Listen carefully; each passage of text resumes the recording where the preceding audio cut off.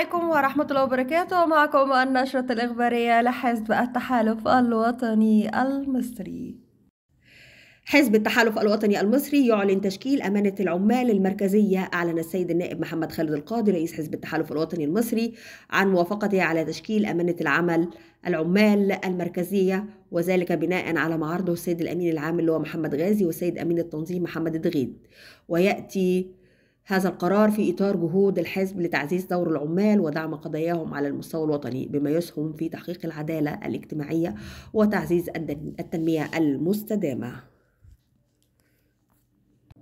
وإلى هنا تنتهي نشرتنا الإخبارية لحزب التحالف الوطني المصري.